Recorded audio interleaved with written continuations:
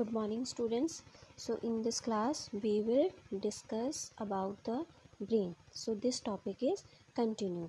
In last class of brain we will discuss about the introduction of brain. ठीक कि brain क्या होता है, उसका लोकेशन क्या होता है, CSF क्या होता है, उसकी लेयर्स कितनी होती हैं, तो हमने ये पढ़ा था. अब हम आगे पढ़ेंगे, आगे कंटिन्यू करेंगे टॉपिक ब्रेन.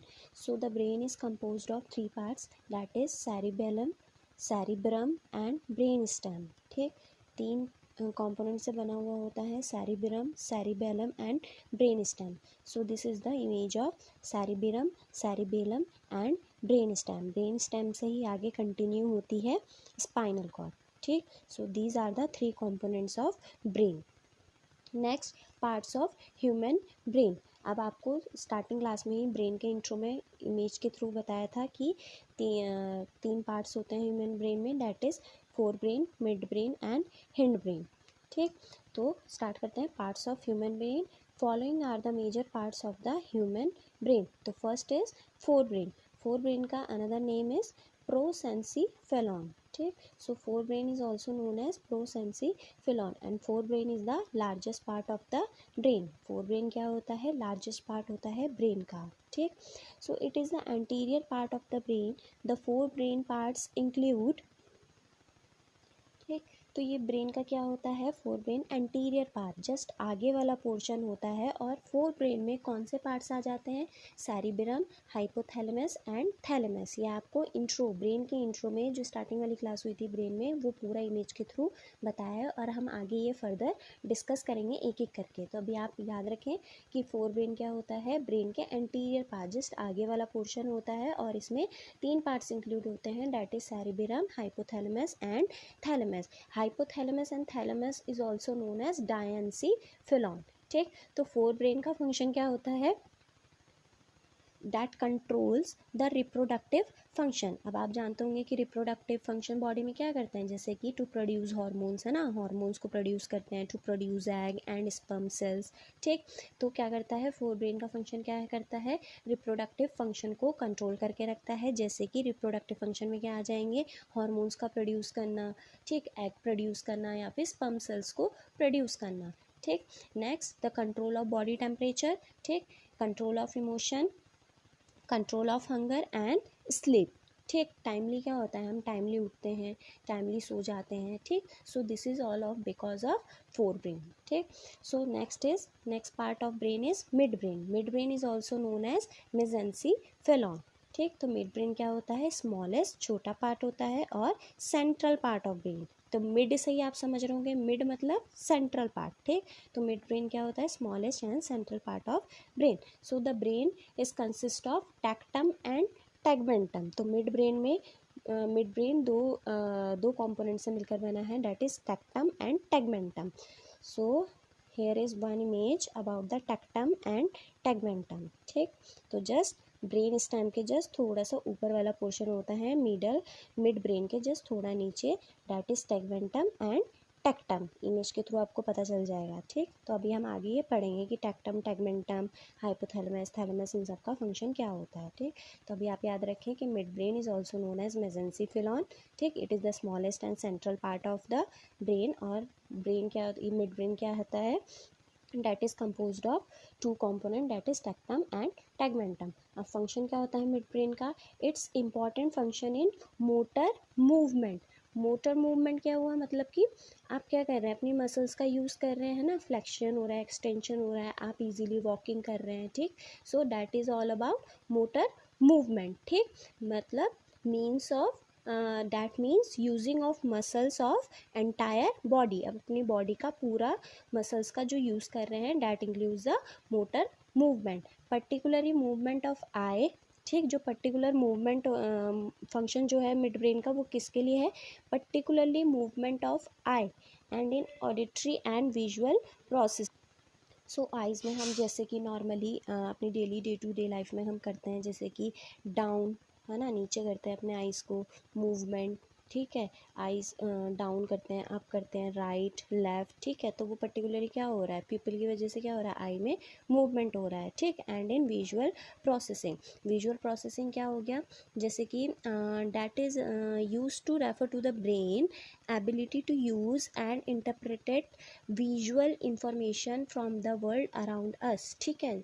आप इसी से समझ रहे होंगे पॉइंट से कि क्या कहना चाह रही हूँ मैं, जैसे कि हमने कुछ, जैसे कि एक ऑब्जेक्ट है सामने, है ना, वो देखा तो हमारा क्या हुआ, आइज़ ने जो किया वो एक इमेज फॉर्म किया, ठीक है, पीछे रेटिना पर, ठीक, वो भी आप आगे बढ़ेंगे, ठीक है। तो इमेज एक रेटिना पर फॉर्म किया, जिसकी वजह से हमको पूरा इन्फॉर्मेशन पता चला है, ठीक है, कि हाँ ये ऑब्जेक्ट सामने क्या रखा है, ठीक।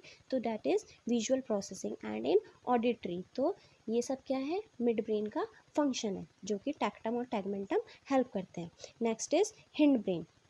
So what is hindbrain? Hindbrain is also known as rhombencephalon, ठीक। तो hindbrain, that is the central region of the brain, ठीक। So the hindbrain is composed of cerebellum, medulla and pons, ठीक। तो हिंड ब्रेन कितने component से मिलकर बना है, that is cerebellum, medulla and pons. अब हिंड ब्रेन का फंक्शन क्या होता है, the 3 regions of the hind brain, ये जो 3 रीजन हैं, सेरेबिलम, मेडुला, पॉन्स, ये सब क्या कर रहे हैं, ये कोऑर्डिनेट कर रहे हैं एक दूसरे के साथ, है ना, एक दूसरे के साथ कोऑर्डिनेट कर रहे हैं, जिसकी वजह से जो बॉडी में हम नॉर्मल क्या कर रहे हैं, ब्रीथिंग, ठीक, रेस्पिरेटरी रेट हमारा नॉर्मल रहता है ना, हार्ट बीट हमारी नॉर्मल रिदम में रहती है, ठीक। तो ये सब क्या कर रहा है, hind brain, cerebellum, medulla, pons, ये तीनों मिलकर कोऑर्डिनेट कर रहे हैं इन सब चीज़ों को, ठीक। जैसे कि ब्रीथिंग हो गया, हार्ट बीट हो गया, स्लीप हो गया, वेकफुलनेस, हम टाइम से सोते हैं, टाइम से उठते हैं, ठीक। या फिर मोटर लर्निंग को भी कंट्रोल करता है। मोटर लर्निंग क्या होती है, जैसे कि एक ऐसी एबिलिटी होती है जिसमें कि हम एक परमानेंट चेंज लाते हैं अपनी मोटर स्किल्स में थ्रू प्रैक्टिस और एक्सपीरियंस, ठीक। जैसे कि एग्जांपल ले लो, हम क्या करते हैं कि कोई अगर जॉगिंग जाता है, ठीक, नॉर्मली मॉर्निंग में हर कोई जाता है, ठीक है, जॉगिंग, तो एक टाइम सेट होता है कि हाँ आज हम इतना टाइम पर चले हैं, आज हमने इतना टाइम पर वॉक किया है, ठीक। तो क्या होता है कि नेक्स्ट डे वो फिर से एक टारगेट बना लेता है कि नहीं मुझे और ज़्यादा चलना है ना, कि इतने टाइम में मुझे इतना ज़्यादा डिस्टेंस कवर करना है, ठीक। तो वो एक प्रैक्टिस के थ्रू और एक एक्सपीरियंस के थ्रू वो एक परमानेंट चेंज लाता है अपनी हैबिट में। So that is called motor learning, ठीक। तो एक बार रिवाइज कर लेते हैं, पार्ट्स क्या हो गए ह्यूमन ब्रेन के, forebrain, midbrain and hindbrain. So next is cerebrum. अब हम क्या करेंगे, एक एक करके ह्यूमन ब्रेन के जो हमने पार्ट पढ़े हैं, cerebrum, hypothalamus, thalamus, cerebellum, medulla, pons, अभी हम सबको एक एक करके पढ़ते हैं। So first one is cerebrum. Cerebrum क्या होता है, it is the largest part of the brain का ये क्या होता है, एक लार्जेस्ट पार्ट होता है, और ये बना हुआ होता है 2 हेमिस्फेयर से, ठीक, राइट एंड लेफ्ट हेमिस्फेयर। ये इमेज के थ्रू आपको पता चल जाएगा कि right and left hemisphere. Cerebrum, it is the largest part of the brain and is composed of right and left hemisphere, जो कि क्या कर रहा है, that are joined together। ये जो right और left part है ब्रेन का, जो right और left hemisphere है, ये एक साथ joined है, किसकी वजह से, हैवी और डेंस बैंड फाइबर्स के होते हैं, ठीक है, फाइबर्स होते हैं जो कि हैवी और डेंस बैंड्स होते हैं, जिनको हम बोलते हैं कॉर्पस कैलोसम, ठीक। इमेज में पूरा पता चल रहा है, कॉर्पस कैलोसम, ठीक। नेक्स्ट, अब इसका फंक्शन क्या होता है, it performs higher functions like, अब ये राइट और लेफ्ट हेमिस्फेयर सेरेबिरम क्या कर रहा है, ये कुछ हायर फंक्शंस परफॉर्म करते हैं, जैसे कि interpreting touch, vision and hearing, as well as speech, reasoning, emotion, learning and fine control of movement. So that all our function are in under control of the cerebellum, ठीक। तो क्या बताया था, सेरेबिरम में क्या होते हैं, 2 पार्ट्स होते हैं, लेफ्ट एंड राइट हेमिस्फेयर, ठीक। और ये दो हेमिस्फेयर होते हैं, ये एक हैवी और डेंस फाइबर्स की हेल्प से एक साथ ज्वाइंट रहते हैं, और वो कौन से फाइबर्स होंगे, डैट इज कॉर्पस कैलोसम, ठीक। अब जो ये लेफ्ट हेमिस्फेयर होता है, ये क्या करता है, हमारी बॉडी के राइट पार्ट को कंट्रोल करेगा, और जो राइट हेमिस्फेयर होता है वो बॉडी के लेफ्ट पार्ट को कंट्रोल करेगा, ठीक. So the cerebellum is divided into left and right hemisphere. The two sides are connected by nerve fibers that call corpus callosum. और जो लेफ्ट cerebellum होगा, लेफ्ट हेमिस्फेयर होगा, वो राइट बॉडी के right part को control करेगा, और जो राइट हेमिस्फेयर होगा वो बॉडी के लेफ्ट साइड को कंट्रोल कर. ठीक. वही पॉइंट है अब नेक्स्ट कि each hemisphere controls the opposite side of the body. ये आपको एक्सप्लेन कर दिया है. ठीक. Next point is if a stroke occurs on the right side of the brain. ठीक. If a stroke occurs on the right side of the brain, left arm or leg may be weak or paralyzed. अब क्या होता है कि अगर right brain के right side पर stroke हो गया है. अब सबसे पहले बात की स्ट्रोक क्या होता है. स्ट्रोक इज़ डैट, जैसे कि आपको पता है कि पूरे बॉडी में ब्लड वेसल्स प्रेजेंट होती हैं, है ना. वो ब्लड वेसल क्या कर रही हैं, ऑक्सीजन और न्यूट्रिएंट्स. अभी जो बॉडी में जो ब्लड वेसल्स होती हैं ये क्या करती हैं, ये ऑक्सीजन और न्यूट्रिएंट्स ब्रेन को कंटिन्यू पहुंचाती रहती हैं. ठीक. बट अगर ये ब्लड वेसल किसी ब्लड क्लॉट की वजह से या फिर रप्चर होने की वजह से ब्लॉक हो जाती हैं, जिसकी वजह से ब्रेन को सफिशिएंट ऑक्सीजन और न्यूट्रिएंट्स नहीं मिल पाता है, so that condition is called stroke. ठीक. अब अगर राइट साइड ब्रेन के राइट साइड को अगर प्रॉपर न्यूट्रिशन या फिर ऑक्सीजन प्रॉपर अमाउंट में सप्लाई नहीं हो रहा है, ठीक, जिसकी वजह से स्ट्रोक हो जाता है, तो अब क्या होगा कि लेफ़्ट आर्म या फिर लेग या फिर लेफ़्ट लेग क्या हो जाएगा, वीक हो जाएगा या फिर पैरालाइज्ड हो जाएगा. ठीक. तो आप समझे कि अगर लेफ़्ट साइड में होगा तो क्या होगा, लेफ्ट हेमिस्फेयर पर इफेक्ट होगा, लेफ्ट हेमिस्फेयर पर स्ट्रोक आएगा तो क्या होगा, राइट आर्म या फिर राइट लेग वीक या फिर पैरालाइज्ड होगा. ठीक. Next point is in general the left hemisphere controls the speech. अगर जनरल वे में देखें तो लेफ्ट हेमिस्फेयर क्या करता है, स्पीच को कंट्रोल करता है. हम कंटिन्यू क्या कर रहे हैं, स्पीच बोल रहे हैं, वर्डिंग निकल रही है, तो क्या कर रही है, ये स्पीच को कंट्रोल कर रहा है. ठीक है. अर्थमेटिक जो स्किल्स होती हैं उसको कंट्रोल करता है. ठीक. और राइटिंग स्किल्स को कंट्रोल करता है. Whereas in right hemisphere क्या कंट्रोल करता है, जिसकी क्रिएटिविटी. ठीक. हर कोई पर्सन, हर किसी में एक अलग क्रिएटिविटी होती है ना, एक अलग स्किल होती है. कोई आर्टिस्ट होता है, कोई पेंटर होता है, तो ये सब जो क्या कर रहा है, एक स्पेशल एबिलिटी जो कंट्रोल करता है वो राइट हेमिस्फेयर कंट्रोल करता है. ठीक. So next is the cerebellum में ही अब क्या होते हैं कि 4 टाइप्स के लोब प्रेजेंट होते हैं. ठीक. So the cerebellum is further divided into 4 lobes और 4 section, frontal lobe, parietal lobe, occipital lobe and temporal lobe. So this is the image which you all will can easily understand about the lobes. ठीक. First one is frontal lobe, parietal lobe, temporal lobe and occipital lobe. ठीक. So first one is frontal lobe. तो frontal से आप समझ रहे होंगे just आगे front में इंटीरियर पोर्शन ऑफ ब्रेन. ठीक.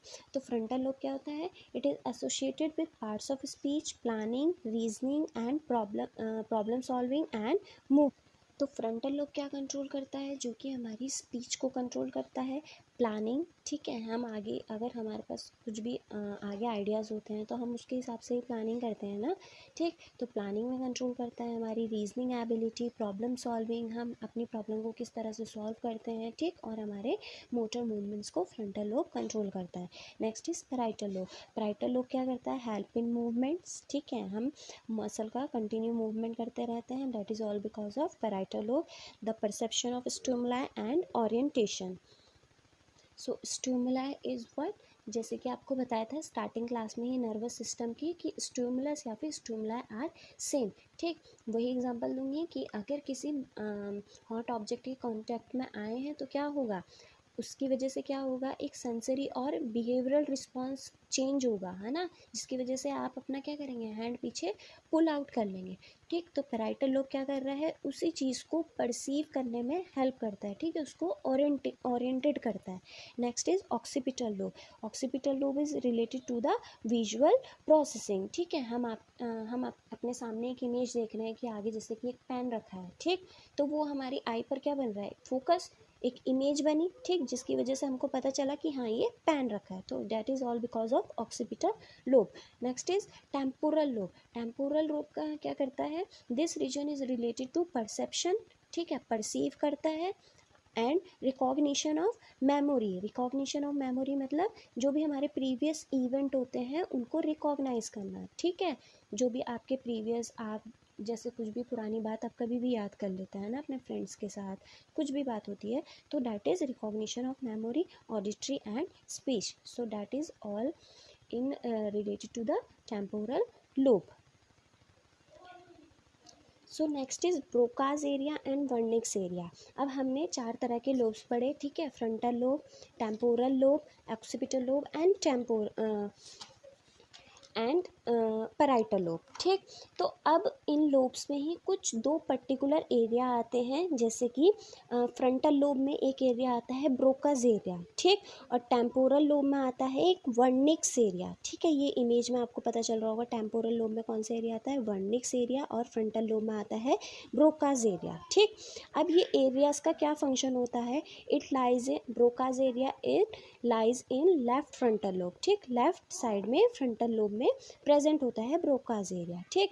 अब अगर ये एरिया डैमेज हो जाए, अब अगर ये ब्रोकाज एरिया फ्रंटल लोब में डैमेज हो जाए, तो जिसकी वजह से क्या होता है, टंग को मूव करने में डिफ़िकल्टी आती है, ठीक। और facial muscle to produce the sounds of speech. अब हम इजीली क्या बोल रहे हैं, हर वर्डिंग को हम इजीली बोल रहे हैं, ठीक है। जिसकी वजह से जो हमारे सामने वाला जो नेक्स्ट बंदा होता है, नेक्स्ट पर्सन होता है, वो भी इजीली क्या होता है, समझ जाता है कि हम क्या बोलना चाह रहे हैं, ठीक। सो that is all because of Broca's area, ठीक। अब अगर यही चीज़ अगर ब्रोकाज एरिया डैमेज हो जाएगा, जिसकी वजह से क्या होगा, टंग भी मूव नहीं करेगी, टंग मूव नहीं होगा तो फेशियल मसल भी क्या करेंगी, जो हम प्रॉपरली जो साउंड, जो स्पीच, जो वर्डिंग्स निकलते हैं वो प्रोड्यूस नहीं होगा, वो इफ़ेक्ट होगा, ठीक। Next is a person can still read. वो पर्सन जिसमें ये चीज़ इफ़ेक्ट हुई होगी, वो पर्सन क्या होगा, रीड कर सकता है, ठीक। अंडरस्टैंड भी कर सकता है दूसरे की लैंग्वेज, ठीक, spoken language, but has difficulty in speaking and writing, that is called Broca's aphasia, ठीक। सो जिस पर्सन में ये ब्रोकाज एरिया अफेक्ट हुआ है, उसकी वजह से क्या होगा, वो रीड भी कर सकता है, ठीक। आप जैसे उसके सामने बोल रहे हैं, वो दूसरे की बात समझ भी सकता है वो क्या बोल रहा है, बट उसको डिफ़िकल्टी क्या होगी, अपने आप बोलने में, स्पीकिंग, ठीक है, साउंड, स्पीच निकालने में उसको प्रॉब्लम होगी, और राइटिंग, लिखने में उसको प्रॉब्लम होगी। So that disease is called Broca's aphasia. Next is Wernicke's area. अब वर्निक्स एरिया आपको बताया था, it lies in left temporal lobe. Temporal lobe के लेफ्ट साइड में वर्निक्स एरिया प्रेजेंट होता है। अब अगर ये एरिया डैमेज हो जाए, वर्निक्स एरिया डैमेज हो जाए, जिसकी वजह से क्या होता है, that causes Wernicke's aphasia. The person में स्पीक इन लॉन्ग सेंटेंसेस, ठीक। वो पर्सन क्या होगा, वो जो भी बात करेगा वो क्या करेगा, एक लॉन्ग सेंटेंस में बनाकर बोलेगा, ठीक, जिसका कोई मीनिंग नहीं होगा, और वो क्या करेगा, अननेसेसरी वर्ड्स को उसमें ऐड कर देगा। बट वो पर्सन क्या होगा, पूरा जो भी ये सब मिस्टेक की है वो पूरा अनअवेयर रहेगा कि मैं क्या बोल रहा हूँ और क्या मिस्टेक कर रहा हूँ। So thank you class, I hope you all will understand.